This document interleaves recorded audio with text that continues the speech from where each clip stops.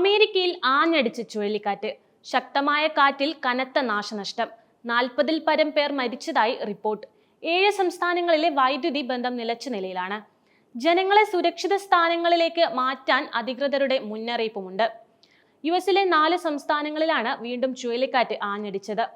ചുഴലിക്കാറ്റിൽ കനത്ത നാശനഷ്ടമാണ് അമേരിക്കയിൽ ഉണ്ടായിരിക്കുന്നത്. മിസോറി, അർക്കൻസാസ്, ടെക്സസ്, ഒക്ലഹോമ എന്നിവിടങ്ങളിലാണ് നാശനഷ്ടങ്ങൾ സംഭവിച്ചത്. മിസോറയിലാണ് കൂടുതലും മരണങ്ങൾ രേഖപ്പെടുത്തിയിട്ടുള്ളത്.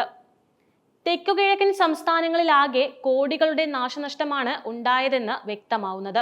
7 സംസ്ഥാനങ്ങളിലെ വൈദ്യുതി ബന്ധം ചുഴലിക്കാറ്റുകൊണ്ട് താറുമാറായിരിക്കുന്നുണ്ട്.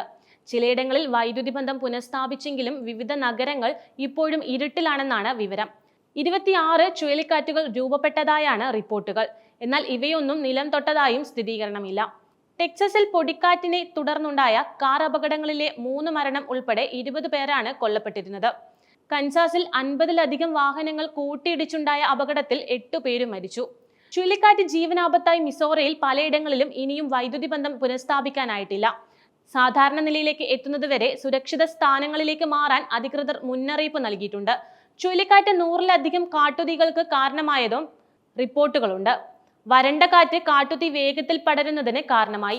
മിനിസോട്ടയുടെ പടിഞ്ഞാറൻ ഭാഗങ്ങളിലും സൗത്ത് ഡക്കോട്ടയുടെ കിഴക്കൻ ഭാഗങ്ങളിലും തീപിടുത്തമുണ്ടായതായി ദേശീയ കാലാവസ്ഥാ നിരീക്ഷണ കേന്ദ്രം അറിയിച്ചു.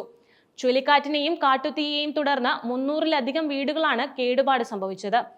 നാശനഷ്ടത്തിന്റെ വ്യാപ്തി വ്യക്തമല്ല. വരണ്ട കാറ്റ് കൂടുതൽ നാശനഷ്ടങ്ങൾ വിതയ്ക്കാൻ സാധ്യതയുണ്ടെന്നാണ് റിപ്പോർട്ട്.